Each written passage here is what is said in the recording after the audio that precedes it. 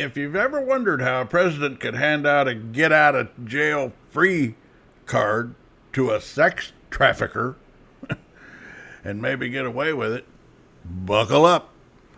We asked our AI legal team, can a pardon be used to silence the truth, or worse, to cover it up? Nope. Offering a pardon in exchange for a lie is illegal. Full stop. That's obstruction of justice, abuse of power, and possibly conspiracy to commit perjury. A pardon is broad and powerful, but it can't be used as a bribe or cover-up tool without turning the whole thing into a criminal act. If proven, everyone involved could face charges. What proof would be required that a pardon was given in exchange for a lie? It's easy to make the deal and hard to prove it. If there's no paper trail, no recording, no blabbing insider, it's just suspicion. A president can hand out a pardon with zero explanation. And as long as they don't say the quiet part out loud or text it, good luck proving intent. That's what makes it such a dirty, powerful tool. It's legal magic until someone talks. So yeah, a pardon can't legally be used to buy a lie, but proving that's what happened, that's the real trick. It's the perfect crime if nobody spills. And history's got a long list of people who did not. Until they did.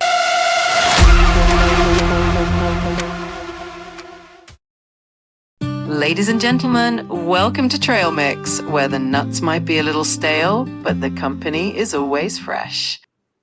And I could be wrong, but I don't think this story's going away like I did in the very beginning when it first started, now a few weeks ago. I think it's actually sticking.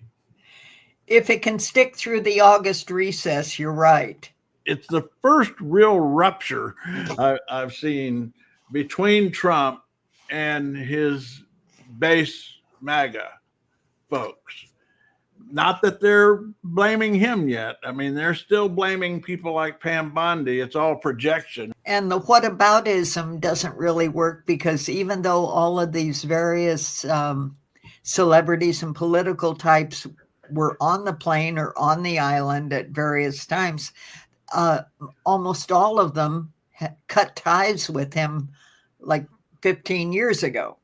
Yeah, now here's the video that I made this morning, because I made two this morning with my AI lawyers. I'm just experimenting with this business of creating avatars for lawyers and then giving them scripts based on AI research of the legal issues. We'll see. I don't know if this could be a horrible catastrophe, but I'm just playing. Anyway, so I had this immunity issue.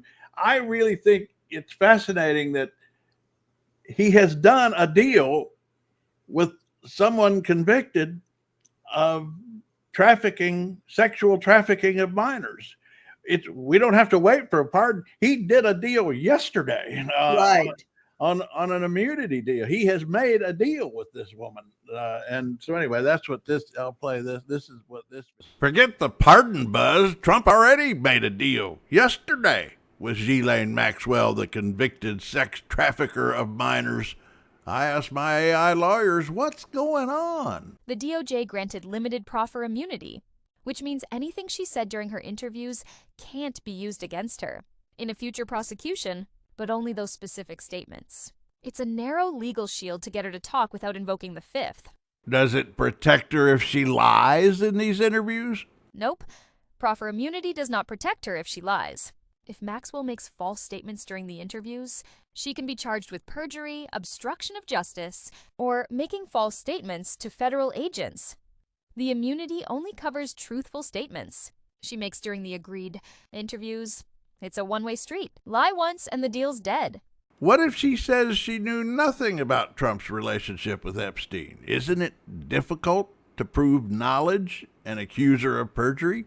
Absolutely. It's damn hard to prove someone knew something and lied about it, especially when the topic is murky and the people involved are expert obfuscators. If she says she knew nothing about their friendship, that's tough to challenge.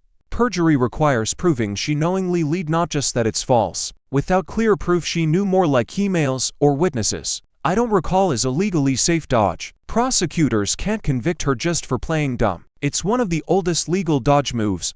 Plausible deniability plus selective amnesia. Trump's DOJ gave immunity to a sex trafficker of minors, shielded by the same people who claim to drain the swamp. If that's your idea of justice, you might be the swamp.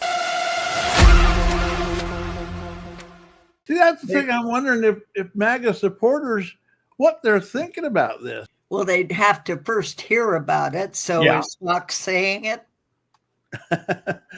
I think I crystallized it here pretty well, but there's such a fog of noise and so many different stories out there. I think it's getting through. I mean, I'll tell you, like Laura Loomer, for example, really seized on this immunity deal. And she has a big following. You know, Laura Loomer? Yes. Yeah. She has a big following, and she really seized on this deal. And Marjorie Taylor Greene also. So I think those are the folks that are going to get the word out to their followers. If the ones we usually classify as bat poop. Yeah. I know we're in the odd position of, kind of like when Elon Musk went rogue, Democrats like cheering for people they had been booing the day before. So it is kind of strange, but that's how they're going to find out about it, because people like Marjorie Taylor Greene and Laura Loomer are going to be screaming about making a deal with the devil. But of course they're going to blame other people. They're going to blame Todd Blanche, the lawyer at DOJ who had this interview with Maxwell, and they'll blame Bondi. But at some point, Trump doesn't escape blame. Well, I keep wondering if there aren't some direct victims out there who currently have gotten payoffs or signed NDAs or whatever. Yeah. Who could actually name him. I see. There's Jack. Hi, Jack. Hey, how's it going? Oh, yeah, we're just kind of playing. I hear a dog. Oh yeah, Brewster. He's talking to the naked dog across the street. They moved in. They have a dog that wants to own the neighborhood, and Brewster has to tell him no, he doesn't own it all. Yeah. Our neighbors 2 doors down have two beagles, and they get out and when I'm out grilling on my deck on the back, they get all curious about what's going on, and they kind of yap at me and I yap back. I had a beagle when I was a kid. I love beagles. And so I'll start. Yeah. And the owner came out the other day to see what was going on. And I said, "Oh, we're just having a conversation."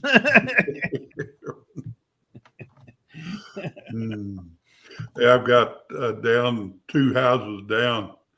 They have some hound dogs, and Brewster never pays any attention to them because he doesn't think they're serious, I think. Oh, they're not serious.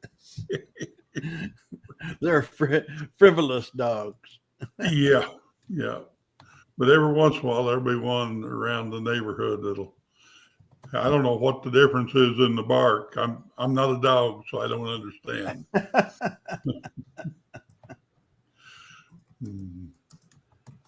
Have you picked your music for Sunday Serendipity tomorrow? Yeah, I ran across one of my newsletters, had a kid that won the national competition of some kind playing the piano. And he's a graduate from, I don't remember, MIT or someplace where he's a mathematician too. Huh. And I thought it was kind of interesting. So I put the quote from the newsletter in there, and I did have the thing. And it's pretty fun little piano piece. Check out Jack's hand-curated musical journey every Sunday on Trail Mix. Okay, I'm Lady Mau Mau, Craig's built-in emergency brake. If this wasn't enough for you, sign up for the newsletter. It's free, it's thoughtful, and it occasionally makes sense.